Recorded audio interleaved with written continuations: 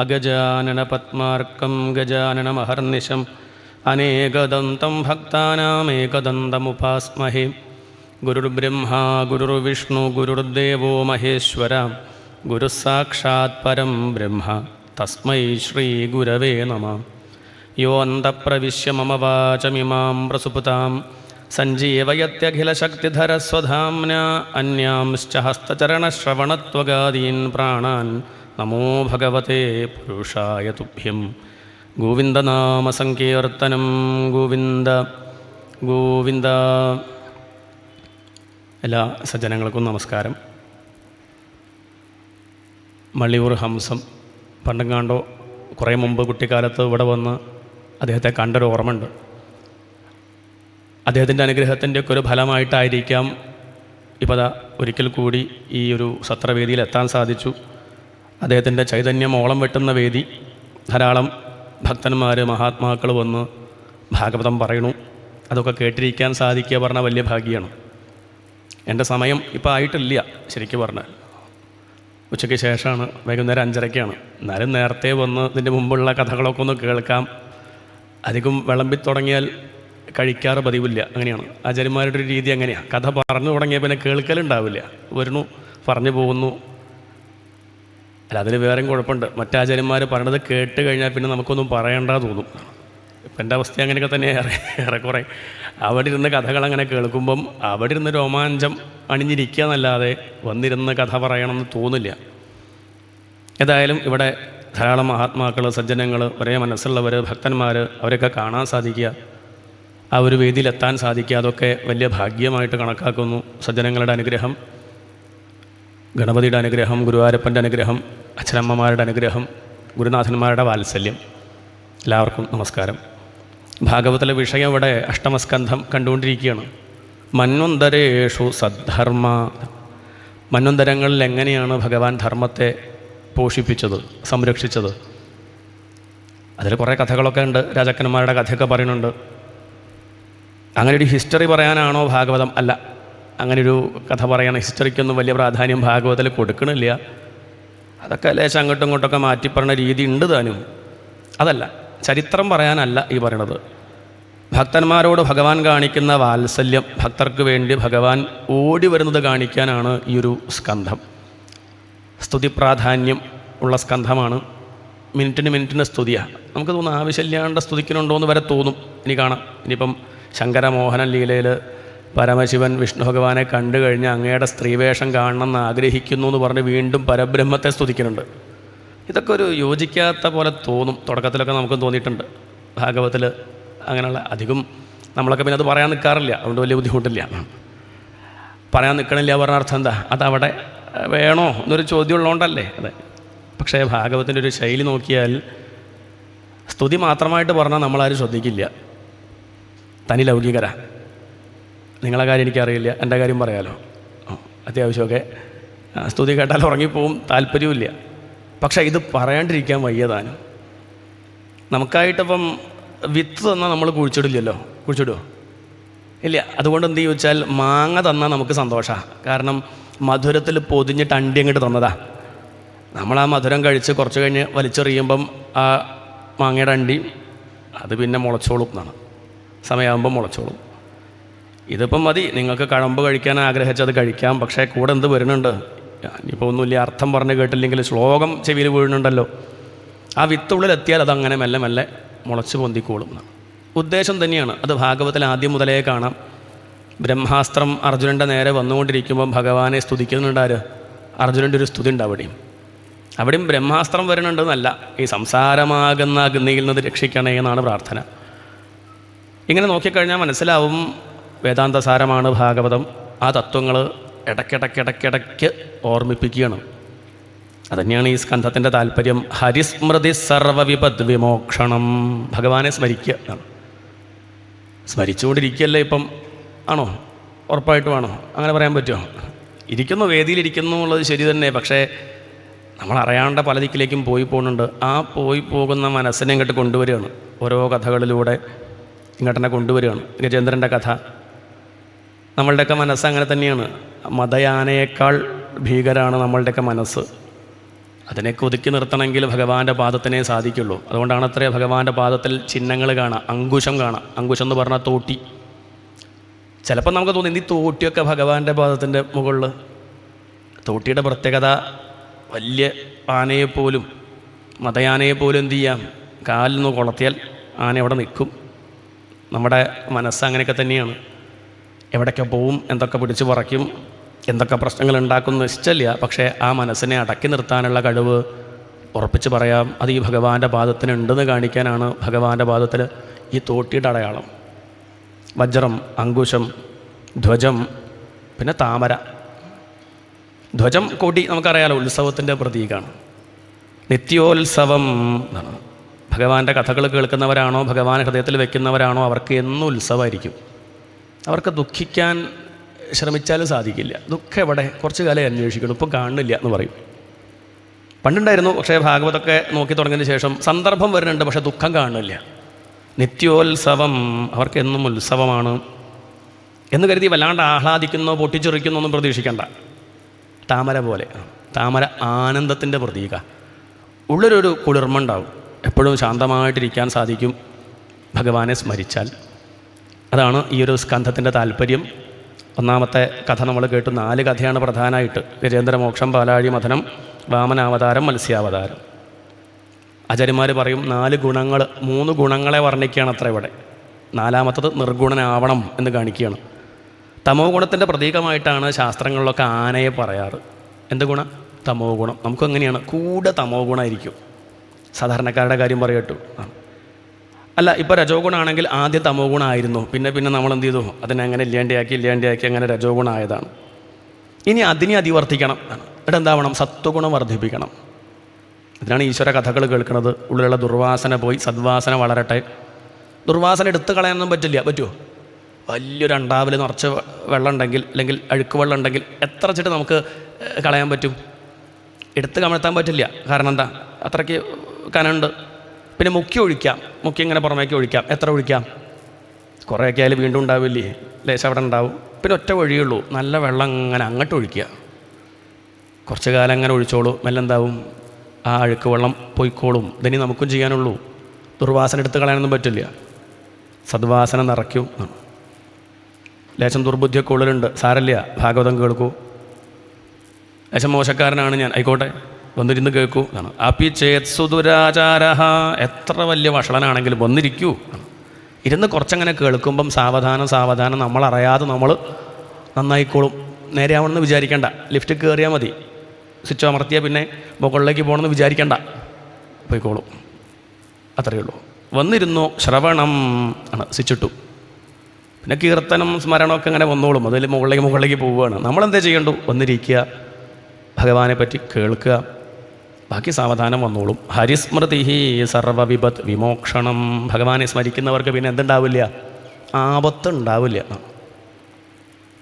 അതുകൊണ്ടല്ലേ കുന്തിദേവി പ്രാർത്ഥിച്ചത് ആപത്ത് വേണേന്ന്. കാരണം എന്താ? ആപത്ത് വരുമ്പോഴേ ഭഗവാനെ സ്മരിക്കുള്ളൂ. അതുകൊണ്ടാണ്. ആപത്ത് വരുമ്പോഴൊക്കെ ഭഗവാനെ നമ്മൾ ഓർക്കും. ഓർത്താലോ ആപത്ത് പോയി, ദുഃഖം പോയി. അതുകൊണ്ട് ആപത്ത് വരട്ടെ. താല്പര്യം എന്താ? ആപത്ത് വരണം എന്നല്ല, ആണ് ഭഗവാനെ സ്മരിക്കലാണ് മുഖ്യം. ആപത്താണോ സമ്പത്താണോ എന്നുള്ളതല്ല. ഇനി സമ്പത്ത് വിപത്ത് എന്നൊക്കെ പറഞ്ഞാൽ നമ്മൾ ധരിച്ചു വെച്ചത് എങ്ങനെയാണ്? കാശുണ്ടായാൽ, പണം ഉണ്ടെങ്കിൽ സമ്പത്ത്, പ്രശസ്തി ഉണ്ടെങ്കിൽ സമ്പത്ത്, ആരോഗ്യത്തോടു കൂടിയിരുന്ന സമ്പത്ത്. അല്ല, അത് നമ്മുടെ ദൃഷ്ടിയിൽ. വിപത്തോ നൈവ വിപതഃ സമ്പത്തോ നൈവ സമ്പദ വിപത് വിസ്മരണം വിഷ്ണോഹോ സമ്പന്നാരായണ സ്മൃതി. ഭക്തന്മാർ പറയുന്നത് വെച്ചാൽ, സമ്പത്തെന്ന് പറഞ്ഞാൽ ഭഗവാനെ സ്മരിച്ചാൽ അത് സമ്പത്ത്. ഇപ്പം നമ്മളൊക്കെ ഈശ്വര സ്മരണയോടുകൂടി ഇരിക്കുകയാണോ? നമ്മളൊക്കെ ആരാ? സമ്പന്നരാ. ഭഗവാൻ ഹൃദയത്തിലുണ്ടോ? നമ്മളൊക്കെ സമ്പന്നരാണ്. ഇനി ഭഗവാനെ മറന്നോ? എന്തായി? അത് വിപത്ത് വിസ്മരണം വിഷ്ണോഹോ. ഭഗവാനെ മറന്നു, അത് വിപത്ത്. അതുകൊണ്ട് ആ ആപത്ത് വരാണ്ടിരിക്കണം എന്ന് സൂചിപ്പിക്കുകയാണ് ഈ സ്കന്ധം. പറഞ്ഞു കഴിഞ്ഞു, അർത്ഥം പറഞ്ഞു കഴിഞ്ഞു. സ്കന്ധത്തിന് താല്പര്യം അതാണ്. ഗജേന്ദ്രമോക്ഷം കഥ നമ്മുടെയൊക്കെ കഥയാണ്. ഒരു ഗൃഹസ്ഥൻ്റെ കഥയാണ്. യഥാഗൃഹി എന്നൊരു വരി ഇതിൽ കാണാം. ഇവിടെ ജനിച്ചത് ഭഗവാനെ കിട്ടാനാണ്. പക്ഷേ ഇവിടെ എത്തിയോടുകൂടി നമ്മളത് മറന്നു. പിടിയാനകളും കുട്ടിയാനകളുമായിട്ട് നടക്കുകയാണ്. ഭാര്യ, മക്കൾ തന്നെ. അവർക്കൊക്കെ താമര കൊടുത്തു. വാത്സല്യമാകുന്ന താമര കുട്ടിക്ക് കൊടുത്തു. സ്നേഹമാകുന്ന താമര അത് ഭാര്യയ്ക്ക് കൊടുത്തു, ദേഷ്യമാകുന്ന താമര അത് അയൽവാസിക്ക് കൊടുത്തു. ഒക്കെ താമരകളാണ് എന്ന് പറഞ്ഞ വികാരങ്ങൾ ഓരോരുത്തർക്കും കൊടുത്തു. അവസാനം സമയത്തി രക്ഷിക്കാനായിട്ട് ഭഗവാൻ വന്നപ്പോൾ തപ്പി നോക്കുക, ഒരു താമരയും കാണുന്നില്ല. നമ്മളുടെയൊക്കെ അവസ്ഥ തന്നെ. അവസാനം നോക്കുമ്പോഴാണ് അയ്യോ അല്പസമയം ഭാഗവതം കേൾക്കാമായിരുന്നു, നാമം ജപിക്കാമായിരുന്നു എന്നൊക്കെ അന്ന് തോന്നും. അപ്പോഴേക്കും സമയം വൈകില്ലേ. പക്ഷേ ഭാഗ്യം ഭഗവാന്റെ കാരുണ്യം കൊണ്ട് ഭക്തന്മാർ പറയണത് ഭഗവാൻ തൻ്റെ താമര തന്നെ കൊടുത്തു എന്നാണ്. ഗജേന്ദ്രൻ തപ്പണത് കണ്ടപ്പോൾ പാവം തോന്നി. തനിക്ക് തരണമെന്ന് ആഗ്രഹമുണ്ട്. തൻ്റെ കയ്യിലുള്ള താമരനെന്താ? കാരണം ഗജേന്ദ്രൻ കാണുന്നില്ല. കണ്ണെവിടെയാ? കണ്ണ് വെള്ളത്തിലാണ്, തുമ്പിക്കൈ മാത്രമേ പുറത്തുള്ളൂ. അതുകൊണ്ട് ഭഗവാൻ തനിക്ക് തരാനുള്ളത് ഭഗവാൻ തന്നെ കൊടുത്തു. അല്ലെങ്കിൽ നമുക്കിപ്പോൾ എന്താ കൊടുക്കാനുള്ളത്? നമ്മുടേതായിട്ട് എന്തുണ്ട്? ഭഗവാൻ്റെത് തന്നെ നമ്മളെടുത്ത് കൊടുക്കുകയാണ്. ഗംഗയിൽ നിന്ന് വെള്ളം മുക്കി ഗംഗയിൽ തർപ്പിക്കുക, ഗംഗ നോക്കി ചിരിക്കുകയാണ്. കഷ്ടം തന്നെ. എൻ്റെ കയ്യിൽ തന്നെ വെള്ളം എടുത്ത് എനിക്ക് തന്നെ തന്നാൽ ഇതാണ്. പക്ഷെ ഭഗവാൻ നമ്മളെ അനുഗ്രഹിക്കും. എന്നാലും തരണം എന്നുള്ള മനസ്സുണ്ടല്ലോ, അത് മതി. അത് മാത്രമേ ഭഗവാൻ ആവശ്യമുള്ളൂ. അതാണ് ഗജേന്ദ്ര മോക്ഷം കഥ. അതിനുശേഷം പിന്നീട് പാലാഴി മഥനം, അത് രജോ ഗുണമാണ്. ഇളക്കം കറക്കം എന്നൊക്കെ പറഞ്ഞാൽ രജോ ഗുണ, അടങ്ങിയിരിക്കാൻ പറ്റില്ല. അതും കഴിയണം. ഇളക്കം നിൽക്കണം. ലക്ഷ്യം ഈശ്വരനെ കിട്ടലാണ്. പക്ഷെ അതിൻ്റെ മുന്നേ പൊന്തി വരുന്ന പലതും കണ്ട് നമ്മൾ ഭ്രമിക്കുക. എന്തിനാ ഇവിടെ ജനിച്ചു? ആർക്കും ഇപ്പം അഭിപ്രായ വ്യത്യാസമൊന്നും ഉണ്ടാവില്ല, സുഖമായിട്ടിരിക്കുക. എന്നിട്ട് ഇപ്പോൾ ആയോ ഇല്ല, ശ്രമിക്കുന്നുണ്ട്, ഇപ്പോഴും ആയിട്ടൊന്നുമില്ല. ഇതാണ് അഷ്ട ഐശ്വര്യങ്ങൾ ലഭിക്കുക. ഇതാണ്. എന്തൊക്കെ ലഭിച്ചു? പാരിജാതം, മരം കിട്ടി ഇല്ലേ, അപ്സര സ്ത്രീകളെ കിട്ടി, കൗസ്തുഭരത്നം, എന്തൊക്കെയോ പൊന്തി വന്നു. ഉച്ചൈശ്രവസ്, കുതിര എന്ന് പറഞ്ഞ അർത്ഥം എന്താ? ജോലി കിട്ടി, കല്യാണം കഴിഞ്ഞു, നല്ല സൗന്ദര്യമുണ്ട്, ധാരാളം കാശുണ്ട്, പ്രശസ്തി ഉണ്ട്. എന്നിട്ടോ ലക്ഷ്യം എന്തായിരുന്നു? അമൃതാണ്. അമൃത് കിട്ടണം. പക്ഷെ അമൃത് പൊന്തി വന്ന സമയത്തോ ശ്രദ്ധിച്ചില്ല. ദേവന്മാർ ശ്രദ്ധിച്ചില്ല. ലക്ഷ്മി വന്ന സമയത്തോ എന്തായിരുന്നു ശ്രദ്ധ? നമ്മളെപ്പോലെ തന്നെ. ഭൗതികമായിട്ടുള്ള നേട്ടങ്ങൾ ഉണ്ടാവുമ്പോൾ അതിനോട് നല്ല ശ്രദ്ധയാണ്. പക്ഷേ ആധ്യാത്മികമായിട്ടുള്ള ഉന്നതി, സപ്താഹം, സത്രം, സത്സംഗങ്ങൾ, അതിൻ്റെ നേരെ തിരിഞ്ഞു നിന്നാൽ ബുദ്ധിമുട്ടാണ്ടാവുക. അതാണ് താല്പര്യം. ലക്ഷ്യം മറന്നുപോയാൽ വലിയ ബുദ്ധിമുട്ടാണ്. ജനിച്ചത് എന്തിനെന്ന് മറന്നുപോയാൽ വലിയ പ്രയാസമാണ്. അധികം പേർക്കും ഇവിടെ സുഖമായിട്ടിരിക്കണം, കല്യാണം കഴിഞ്ഞ് കുട്ടികളൊക്കെ ആയിട്ടിരിക്കുക, പേരക്കുട്ടിയാവണം, ആരോഗ്യത്തിനൊന്നും വലിയ കുഴപ്പമൊന്നും അങ്ങനെ അത്രയൊക്കെ തന്നെ വേണ്ടുമെന്നാണ്. അല്ലല്ല, അങ്ങനെയാണെന്ന് വെച്ചാൽ വല്ല പന്നിയായാൽ പോരെ, കുറുക്കനായാൽ പോരെ, ഒന്നുകൂടി സൗകര്യമായിട്ട് ഇരിക്കാം. അല്ല, മനുഷ്യജന്മത്തിൻ്റെ ഉദ്ദേശം അമൃതത്വം എന്നാണ്. പരമപുരുഷാർത്ഥം മോക്ഷമാണ്. അതാണ് അമൃത് എന്ന് പറഞ്ഞത്. അതിലേക്ക് ശ്രദ്ധിക്കണം. മറ്റത് വേണ്ടെന്നല്ല, ഒക്കെ വേണം, കല്യാണം കഴിക്കണം, കുട്ടി വേണം, ഒക്കെ വേണ്ടതാണ്. പക്ഷെ ലക്ഷ്യം മറന്നു പോകണ്ട. പലപ്പോഴും നമുക്കും പറ്റുന്നത് ഇതേപോലെയാണ്. പുറപ്പെടും, പക്ഷേ ഐശ്വര്യം കണ്ട് ഭ്രമിച്ച് ഭഗവാനെ മറന്നു പോവും. അങ്ങനെ മറക്കരുതെന്ന് കാണിക്കുകയാണ് ആ കഥ. ഇനി എത്ര കേമനായാലും ചിലപ്പം ഭ്രമിച്ചാൽ മറന്നു പോവേ എന്ന് കാണിക്കാനാണ് ഒരു കഥ. ഇനി ശങ്കരമോഹനം. ശങ്കരൻ മോഹിച്ചു, പിന്നെ നമ്മളെ കാര്യം എന്താർത്ഥം? ഞാൻ മോഹിക്കുന്നല്ല പറയേണ്ടത്. എന്നാൽ കരുതണം കേട്ടോ. പരമശിവൻ നമുക്ക് വേണ്ടി കാണിച്ചു തരാണ്. എന്താ, ഞാൻ പോലും മോഹിച്ചു പോയടോ എന്ന് നമ്മളോട് പറയാണ്. ഇതുപോലെ ചോദിച്ചാൽ, ഇപ്പം അറിവില്ലാത്ത കുട്ടിയെ പഠിപ്പിക്കണമെങ്കിൽ അച്ഛൻ ചിലപ്പം നടന്നു പോകുമ്പോൾ മുന്നിൽ കുഴിയുണ്ട്, ആ കുഴിയിൽ ഈ കുട്ടി ചാടും. അച്ഛന് സംശയമായി. അപ്പം അച്ഛൻ പറയാണ്, ചാടിക്കഴിഞ്ഞാലുള്ള ബുദ്ധിമുട്ട് എന്താണെന്ന് അറിയുമെന്ന് കാണിച്ചു തരാൻ ചിലപ്പോൾ ഒരു ഭക്ഷണം അച്ഛൻ എന്ത് ചെയ്യും? അച്ഛൻ ഓടി വന്നിട്ട് ഈ കുഴി കണ്ടില്ലേ, ഇതിലേക്ക് ഇങ്ങനെ അങ്ങോട്ട് വീണാലോ എന്ന് പറഞ്ഞ് ചിലപ്പോൾ അച്ഛൻ ചാടിയെന്ന് വരും. കുട്ടിക്ക് മനസ്സിലായി, ശരി, അതുകൊണ്ട് ചാടരുത് കിട്ടുമോ എന്ന് പറഞ്ഞാൽ അച്ഛൻ ഇങ്ങോട്ട് കയറി വരും. അച്ഛന് ചാടാനും വയ്ക്കും, ഇങ്ങോട്ട് കയറാനും പറ്റും. പക്ഷെ നമ്മൾ പോയി ചാടിയാൽ ഇങ്ങോട്ട് കയറില്ല. ശിവന് ചാടി അങ്ങോട്ട് കയറി വരാൻ പറ്റും, പക്ഷെ നമ്മൾ പോയാൽ പോയ തന്നെയാണ്. അങ്ങനെ ഒന്ന് കാണിച്ചതെന്താണ്? അല്ലാതെ ശിവൻ ഭ്രമിക്കുക എന്ന് പറഞ്ഞാൽ ഉൾക്കൊള്ളാൻ പ്രയാസ. ഗുരവേ സർവലോകാനാം ഭിഷജേ ഭവരോഗിണാം നിധയേ സർവവിദ്യാനാം ദക്ഷിണാമൂർത്തയേ നമ. ദക്ഷിണാമൂർത്തിക്ക് മായയിൽ ഭ്രമിക്കുക ഇല്ല. അത് ശിവനും വിഷ്ണുവും തമ്മിലുള്ള നാടകമാണ്. നമ്മളെ പഠിപ്പിക്കുകയാണ്, മക്കളെ പഠിപ്പിക്കാൻ. ഭഗവാന്റെ മക്കളല്ലേ നമ്മളൊക്കെ. നമ്മൾ വഴിതെറ്റി അപകടമാവരുതെന്ന് കാണിക്കാനായിട്ടൊരു കഥ. ശങ്കരമോഹനം. ഭഗവാന്റെ മായയുടെ മഹത്വം ബോധിപ്പിക്കുകയാണ്, പറഞ്ഞു തരികയാണ്. ഒരിക്കൽ എന്താ ഉണ്ടായിച്ചാൽ, പാലാഴി മഥനം കഴിഞ്ഞു, ആ കഥ നമ്മൾ കേട്ടുമല്ലോ. നാരദര് വേഗം ചെന്നിട്ട് പരമശിവനോട് പറഞ്ഞു, മഹാദേവ, സംഗതിയൊക്കെ ശരി തന്നെയാണ്, അങ്ങേക്ക് 3 കണ്ണൊക്കെ ഉണ്ട്, പക്ഷെ കാണേണ്ടത് കണ്ടില്ലല്ലോ. നമുക്കൊക്കെ 2 കണ്ണേ ഉള്ളൂ, പരമശിവന് 3 എണ്ണം ഉണ്ട്. എന്നിട്ട് കാണേണ്ടത് കണ്ടില്ല. എന്താ ഈ കാണേണ്ടത് കണ്ടില്ല പറഞ്ഞാൽ? പരമശിവൻ ചോദിച്ചു, അങ്ങെന്താ ഈ പറയണത്? എന്താ ഈ കാണേണ്ടത് കാണുന്നില്ല, അല്ലെ കാണേണ്ടത് കണ്ടില്ല പറയണത് എന്താ ചോദിച്ചപ്പം പറഞ്ഞു, ആ വിഷ്ണു ഭഗവാന്റെ സ്ത്രീവേഷം അങ്ങ് കണ്ടുണ്ടോ? പരമശിവനൊന്ന് പുഞ്ചിരിച്ചു. സ്ത്രീവേഷം, പുരുഷൻ സ്ത്രീവേഷം കെട്ടിയാലിപ്പം. പക്ഷെ അകത്തിരിക്കുന്ന പാർവതിക്ക് തോന്നുന്നതാണ് കാണണം. അങ്ങനെ ഉണ്ടൊരു കഥ. കാരണം പാർവതിയുടെ ധാരണ എന്താ വെച്ചാൽ ഏറ്റവും സൗന്ദര്യം കൂടുതൽ ആർക്കാണുള്ളത്? ആർക്കാ? പാർവതിക്ക് തന്നെ. അല്ലാതപ്പം ആർക്കാ? അല്ല, അത് തെറ്റെന്ന് പറയണില്ല. കാരണം നമ്മുടെ ഒരു പുരാണം നോക്കുകയാണെങ്കിൽ കൂടുതൽ സൗന്ദര്യം ലക്ഷ്മിയേക്കാൾ, സരസ്വതിയേക്കാൾ ആർക്കുണ്ട്? അത് പാർവതിക്കുള്ളതായിട്ടാണ് പറയുക. നിജസല്ലാപമാധുര്യ വിനിർഭർസിത കച്ഛപി, ദേവിയുടെ പേരാ. കച്ഛപി എന്ന് പറഞ്ഞാൽ വീണ. ആരുടെ വീണ? സരസ്വതിയുടെ. സത്യലോകത്ത് പണ്ടൊരു കച്ചേരി നടക്കുക. ആ കച്ചേരിയിൽ സരസ്വതിയാണ് വീണ വായിക്കുന്നതേ. 1.5 മണിക്കൂർ ഗംഭീരമായിട്ടും മനോഹരമായി അങ്ങനെ വീണ വായിക്കുന്നു. ദേവന്മാരെത്തിയിട്ടുണ്ട്, യക്ഷന്മാരുണ്ട്, ഗന്ധർവന്മാരുണ്ട്. അവരൊക്കെ അതങ്ങനെ കേട്ട് ആസ്വദിച്ചു. കൂട്ടത്തിലാരുണ്ട്? ലക്ഷ്മി ദേവിയുണ്ട്, പാർവതിയുണ്ട്.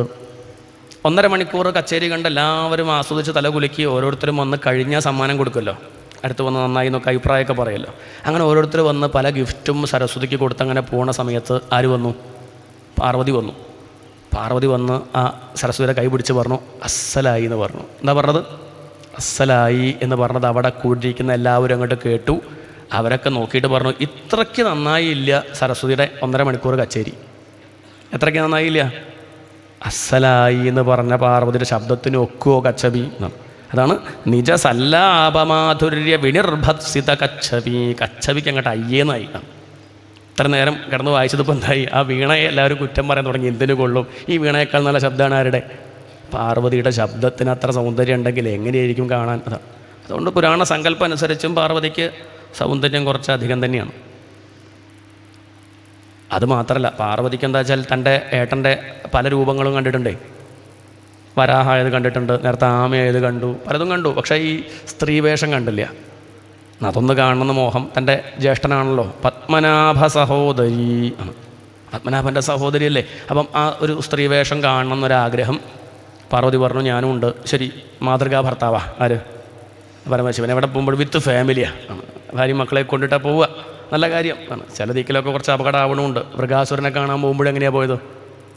എന്നിട്ടാണ് ബുദ്ധിമുട്ടൊക്കെ ഉണ്ടായത്. ഏതായാലും അങ്ങനെ അദ്ദേഹം പുറപ്പെട്ടു. ചെന്നു, വൈകുണ്ഠത്തിലെത്തി വിഷ്ണു ഭഗവാനോട് പറഞ്ഞു, സോഹം തദ്ദ്രഷ്ടുമിച്ഛാമി. അല്ലയോ ഭഗവാനെ, ഞാൻ അങ്ങയുടെ ആ സ്ത്രീവേഷം കാണാൻ ആഗ്രഹിക്കുന്നുണ്ടെന്ന് പറഞ്ഞു. അത് കേട്ടപ്പം പരമശിവൻ പറഞ്ഞു, അതൊന്നും വേണ്ട. എന്താ കാരണം വെച്ചാൽ കൗതൂഹലായ ദൈത്യാനാം, ഞാൻ ആ അസുരന്മാരെ പറ്റിക്കാനായിട്ടേ. കൗതൂഹലായ അസുരന്മാർ വിഡ്ഢികൾ, അവർക്ക് വലിയ ബുദ്ധിയൊന്നുമില്ല. അവരെ പറ്റിക്കാൻ വേണ്ടി ഒരു വേഷം കെട്ടിയെന്നേ ഉള്ളൂ. അതൊന്നും കാമദേവനെ ചുട്ടരിച്ച് അങ്ങ് കാണാൻ നിൽക്കണ്ടോ, അത്രയേ ഉള്ളൂ എന്ന് പറഞ്ഞു. അല്ലല്ല, അങ്ങനെ പറഞ്ഞാൽ പറ്റില്ല. ഞാൻ വൈഫിനെയും കൂട്ടലൊക്കെ കൂട്ടി വന്നത് അപ്പം കാണിച്ചു തരും. ഞാൻ പറഞ്ഞാൽ വിഷ്ണു ഭഗവാൻ കേൾക്കുമെന്നൊക്കെ പറഞ്ഞ് വന്നിട്ട് ഇനിയിപ്പോൾ അങ്ങത് കാണിച്ചു തന്നില്ലെങ്കിൽ ഇരിക്കപ്പുറത്തി ഉണ്ടാവുമോ തിരിച്ചെത്തിയാൽ? അപ്പം അതുകൊണ്ട് അങ്ങത് കാണിച്ചേ പറ്റൂ എന്ന് പറഞ്ഞ സമയത്ത് എന്നാൽ ശരി എന്നും പറഞ്ഞ് വിഷ്ണു ഭഗവാൻ അകത്തേക്ക് പോയി. പരമശിവൻ കാത്തിരുന്നു. എന്തായാലും സമയം എടുക്കുമല്ലോ. സാധാരണ സ്ത്രീകൾക്ക് തന്നെ വേഷം കെട്ടാൻ 3-4 മണിക്കൂറാണെങ്കിൽ ഒരു പുരുഷന് സ്ത്രീ വേഷം കെട്ടണമെങ്കിൽ ഒരു 1-1.5 മണിക്കൂർ എന്തായാലും ചുരുങ്ങിയത് വരുമല്ലോ എന്ന് കരുതി മെല്ലെ പുറമേക്കിറങ്ങി. മനോഹരമായിട്ടുള്ള കാഴ്ച. തതോദർശോപവനേ വരസ്ത്രിയം വിചിത്ര പുഷ്പാരുണപല്ലവദ്രുമേ വിക്രീഡതീം കന്തുകലീലയാല സദ്ദുകൂല പര്യസ്തനിതംബമേഖലാം. മനോഹരമായിട്ടുള്ള കാഴ്ച. നല്ലൊരു പൂന്തോട്ടം, ധാരാളം വള്ളികൾ, പൂക്കൾ, സരസ്, നല്ല ഇളം കാറ്റങ്ങനെ അടിക്കുന്നുണ്ട്. മന്ദമാരുതനങ്ങനെ വീശുന്നു അതിൻ്റെ ആ സുഗന്ധപുഷ്പങ്ങൾ. അതൊക്കെ കണ്ട് ആസ്വദിച്ചങ്ങനെ ഇരുന്നു. കുറച്ച് ദൂരത്തായിട്ടൊരു പെൺകുട്ടി ധാവണിയൊക്കെ കൊടുത്ത്, എന്തൊരു സൗന്ദര്യ! അവൾ പന്ത് തട്ടിക്കളിച്ച് അങ്ങനെ വരികയാണ്. ഇതാര് കണ്ടു? ഇത് പരമശിവൻ കണ്ടു. കുറച്ച് നേരം അങ്ങനെ നോക്കി നിന്നു. അടുത്ത ആരുണ്ട്? അടുത്ത പാർവതി ഉണ്ട്, പക്ഷെ മറന്നുപോയി എന്നാണ്. ഇതിവിടെ എടുത്തു പറഞ്ഞു. ആരെ മറന്നു? ഉമയെ മറന്നു എന്നാണ്. തൊട്ടടുത്ത് ഉമയുണ്ടെങ്കിലും മറന്നുപോയി. ഇവിടെ ആചാര്യന്മാർ പറയും ഉമാന്ന് മനഃപൂർവ്വം പ്രയോഗിച്ചതാണ്. ഉമ എന്ന് പറഞ്ഞാൽ അർത്ഥം എന്താ ചോദിച്ചാൽ, അത് ആചാര്യസ്വാമികൾ പറയും, സർവാസാം പ്രകാശമാനാനാം പ്രകാശതമാ സാ ഉമാ വിദ്യ. ഉമ എന്ന് പറഞ്ഞാൽ ശരിക്കും അർത്ഥം അറിവ് എന്നാണ്. എന്താണ്? വിദ്യ. വിദ്യ കൈമോശം വന്നാൽ ഒരു സമയമെങ്ങാം നമ്മൾ എത്ര വലിയ കേമനാണെങ്കിലും എത്ര പ്രഭാഷണം ചെയ്യുന്ന ആളാണെങ്കിലും ഇതൊക്കെ പ്രഭാഷണത്തിലുണ്ടാവും. പക്ഷേ ആ അറിവൊന്ന് നമ്മൾ മറന്നാൽ എന്നാണ്. ഉമയെ നിന്ദിച്ചാൽ പടുകുഴി ചെന്ന് ചാടും എന്നാണ്. ഇവിടെ ഉമയെ മറന്നുപോയി. ദൂരത്തായിട്ട് ആരെ കണ്ടു? ആ മോഹിനിയെ കണ്ടു. കുറച്ചു നേരം നോക്കി നിന്നു. പന്ത് തട്ടി കളിച്ച് വരുന്ന സമയത്ത് പെട്ടെന്ന് അവളുടെ കയ്യിൽ നിന്ന് പന്ത് അങ്ങോട്ട് പോയപ്പോൾ പരമശിവൻ ആകെ ഒരു പരിഭ്രമം. അവൾ എന്നും പന്ത് തട്ടി കളിക്കാറുണ്ട്, പന്ത് പോയാൽ അതന്നെ എടുത്ത് കൊണ്ടുപോകും ചെയ്യാം. പക്ഷേ പരമേശ്വരൻ തോന്നി ഒന്ന് എടുത്തു കൊടുത്താലോ. അങ്ങനെ പരമേശ്വരൻ ഓടി അങ്ങോട്ട് ചെന്നു. ആ പന്ത് എടുത്തു കൊടുക്കാൻ പുറപ്പെട്ടപ്പോൾ അടുത്തെത്തി ഈ മോഹിനി അങ്ങോട്ട് കണ്ടതും പരമശിവൻ അങ്ങോട്ട് കെട്ടിപ്പിടിച്ചു എന്നാണ്. കെട്ടിപ്പിടിച്ച സമയത്ത് പെട്ടെന്നൊരു ശബ്ദം, മഹാദേവ, ബാസിലൊരു ശബ്ദം. പരമശിവൻ ഞെട്ടി കണ്ണു തുറന്നപ്പോൾ കാണുന്നത് ആരെയാ? അവിടെ വിഷ്ണു ഭഗവാനെയാണ് കാണുന്നതേ. പരമശിവൻ പറഞ്ഞു, അല്ല, ഞാൻ ഇവിടെ ഒരു സുന്ദരിയെ കണ്ടല്ലോ, ഒരു സ്ത്രീയെ കണ്ടല്ലോ. വിഷ്ണു ഭഗവാൻ പറഞ്ഞു, ഇല്ല, ഞാൻ തന്നെയാണ്. അല്ല, കുറച്ച് മുന്നേ ഞാൻ കണ്ടു. അല്ല, അത് ഞാൻ തന്നെയാണ്. ഇനി അങ്ങക്ക് സംശയം ഉണ്ടെങ്കിൽ എൻ്റെ ദേഹത്തേക്ക് നോക്കൂ എന്ന് പറഞ്ഞ് കാണിച്ചപ്പോഴോ പരമശിവൻ്റെ ദേഹത്ത് ഗോപിക്കുറി, വിഷ്ണു ഭഗവാന്റെ ദേഹത്ത് ഭസ്മക്കുറി. ഒന്നും കൂടി അങ്ങോട്ട് കെട്ടിപ്പിടിച്ചു. അതാണ് ശങ്കരനാരായണ സങ്കല്പം. അറിയാണ്ടാണെങ്കിലും വന്ന് കെട്ടിപ്പിടിച്ചത് തന്നെ ആയല്ലോ. എന്താണ്? വലിയ ഭാഗ്യമാണ്. അബദ്ധം പറ്റിയെന്ന് പറയാൻ പറ്റില്ല. കാരണം പിടിച്ചതാരെയാ? ഏതെങ്കിലും പെണ്ണിൻ്റെ പിന്നാലെ ഓടിയാൽ നമുക്ക് മോശം പറയാം. ഇത് വിഷ്ണു ഭഗവാനെയല്ലേ കെട്ടിപ്പിടിച്ചത്, ഒരു തെറ്റുമില്ല. അതുകൊണ്ടത് അപകടമായില്ല. ഏത് സുന്ദരിയിലും ഏത് സുന്ദരനിലും ഈ ഒരു ഗുരുവായൂരപ്പനെ കാണാൻ നമ്മൾ ശ്രമിച്ചാൽ പിന്നെ അപകടം പറ്റില്ല. നേരെ മറിച്ച് ശരീരത്തെ മാത്രമാണ് ശ്രദ്ധിക്കുന്നതെങ്കിലാണ് ഈ അപഥ സഞ്ചാരം ഒക്കെ വന്നു പോണത്, വഴി തെറ്റിപ്പോണത്. ഏത് വഴിയാണെങ്കിലും അതിലുള്ളത് ഭഗവാനാ. നമ്മളിപ്പോൾ കെട്ടിപ്പിടിക്കുന്നത് ആരെ തന്നെയാണ്? ഭാര്യയെ കെട്ടിപ്പിടിച്ചാലും മക്കളെ കെട്ടിപ്പിടിച്ചാലും കെട്ടിപ്പിടിക്കണത് ഭഗവാനെ തന്നെയാണ്. നമ്മൾ അറിയണില്ല, അത്രയേ ഉള്ളൂ. ഭഗവാൻ തന്നെയാണ് ആ രൂപത്തിലിരിക്കുന്നത്. ഭഗവാന്റെ പലതരത്തിലുള്ള നാട്യം, പല വേഷങ്ങൾ. ഭാര്യയായിട്ട് വന്ന് നല്ലോണം അഭിനയിക്കുന്നുണ്ട്, മകനായിട്ട് വന്ന് നല്ലോണം അഭിനയിക്കുന്നുണ്ട് ആ ഭഗവാൻ. ശത്രുവായിട്ട് വന്ന് നല്ലോണം ചീത്ത വിളിക്കുന്നുണ്ട്, നല്ല അഭിനയം. അതൊക്കെ ഭഗവാന്റെ പല വേഷങ്ങളാണെന്ന് അറിഞ്ഞ് അനുഭവിക്കേണ്ട പറയണില്ല. ആരെയും പറഞ്ഞു?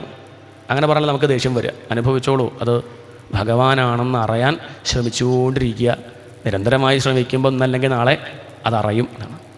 പരമശിവൻ കുറച്ചങ്ങോട്ട് കഴിഞ്ഞപ്പം വീണു എന്ന് പറയാൻ വയ്യ. അഥാവഗത മാഹാത്മ്യ ആത്മനോ ജഗദാത്മനഃ. തൻ്റെ മാഹാത്മ്യം തിരിച്ചറിഞ്ഞു മഹാദേവനായതുകൊണ്ട്. വിഷ്ണു ഭഗവാൻ പറഞ്ഞു, ഒട്ടും വിഷമിക്കൊന്നും വേണ്ട. എൻ്റെ ഈ മോഹിനി വേഷം കണ്ട് അങ്ങ് കുറച്ച് സമയമൊന്നും മോഹിതനായെങ്കിലും അങ്ങ് പെട്ടെന്ന് തന്നെ ആത്മനിഷ്ഠനായിട്ട് മാറിയല്ലോ. അത് അങ്ങയുടെ കേമത്തം തന്നെയാട്ടോ എന്ന് പറഞ്ഞ് ഒന്നും കൂടി കെട്ടിപ്പിടിച്ചു എന്നാണ്. അതാണ് ശങ്കരനാരായണ സങ്കല്പം.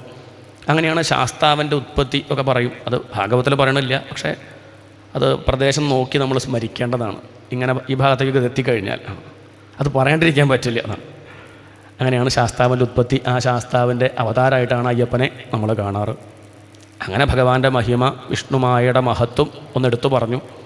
എന്നിട്ട് പരമേശ്വരിയോട് പറയുകയാണ് പരമശിവൻ, നീ ഇടയ്ക്കിടയ്ക്ക് ചോദിക്കാറുണ്ടല്ലോ, അങ്ങനത്തെ ഈ ഒറ്റയ്ക്ക് പോയി കണ്ണടച്ച് നിവർന്നിരിക്കണത് എന്താ ചോദിക്കാറില്ലേ? നീ മനസ്സിലായിക്കോളൂ. യം മാമ പ്രച്ഛസ്ത്വമപേത്യ യോഗാത് സമാസഹസ്രാന്ത ഉപാരതം വൈ സ ഏഷ സാക്ഷാത് പുരുഷപുരാണഃ ന യത്ര കാലോ വിശത്തെ ന വേദ. ഞാൻ ധ്യാനിക്കാറാരെയാണ്? ഈ ഭഗവാനെയാണ്. പരമശിവൻ പോലും എപ്പോഴും ധ്യാനിച്ചുകൊണ്ടിരിക്കുന്നത് ഈ വിഷ്ണു ഭഗവാനെയാണ്. അതുകൊണ്ടാണ് അതിന് ശേഷം പിന്നെ വലിയ അബദ്ധമൊന്നും പറ്റാണ്ടിരിക്കുന്നത്. നമ്മളും വീഴാണ്ടിരിക്കണമെങ്കിൽ ആരെ പിടിക്കണം? ഭഗവാനെ ആശ്രയിക്കുക. അങ്ങനെയാണെങ്കിൽ ഈ ലോകത്ത് സഞ്ചരിക്കുമ്പോൾ മുതല കടിക്കില്ല. മുതല കടിക്കുന്നത് എപ്പോഴാണ്? ഭഗവാനെ മറക്കുമ്പോഴാണ്. അതുകൊണ്ട് എപ്പോഴും ഭഗവാനെ തന്നെ ഓർക്കുക. അതിൻ്റെ ഫലശ്രുതിയായിട്ട് അവസാനം ഒരു ശ്ലോകം, അസദ് അവിഷയമംഘ്രിം. അതാണ് അസദ് അവിഷയം, ഭഗവാന്റെ പേരാ. അസത്തുക്കൾക്ക് ആണ് അവിഷയമായവൻ എന്ന് പറഞ്ഞാൽ സജ്ജനങ്ങൾക്ക് മാത്രമേ കിട്ടുള്ളൂ എന്ന് കാണിക്കുകയാണ്. ഭക്തിഹീനന്മാർക്കൊരിക്കലും ഭഗവാനെ കിട്ടില്ല. അവർ ബഹിർമുഖരാ, പുറമെങ്ങനെ അന്വേഷിക്കും? ബഹിർമുഖ സുദുർലഭ, ഒരിക്കലും കിട്ടില്ല. എന്നാൽ അന്തർമുഖന്മാർക്ക്, ഭക്തിയുള്ളവർക്കോ എളുപ്പം ഭഗവാനെ കിട്ടും. അതാണ് അസദ് അവിഷയമംഘ്രിം. ആണ് അസദ വിഷയം, അസത്തുക്കൾക്ക് അവിഷയം ആയിരിക്കുന്നവൻ.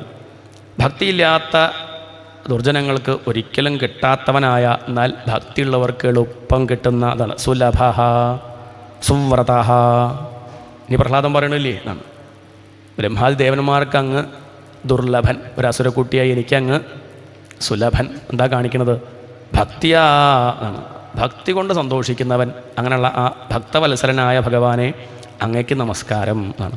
അസതവിഷയമംഘ്രിം ഭാവഗമ്യം പ്രപന്നാനമൃതമരവർയാനാശയത് സിന്ധുമധ്യം കപടയുവതി വേഷോ മോഹയൻ യഃ സുരാരീൻ തമഹമുപസൃതാനാം കാമപൂരം നതോസ്മി.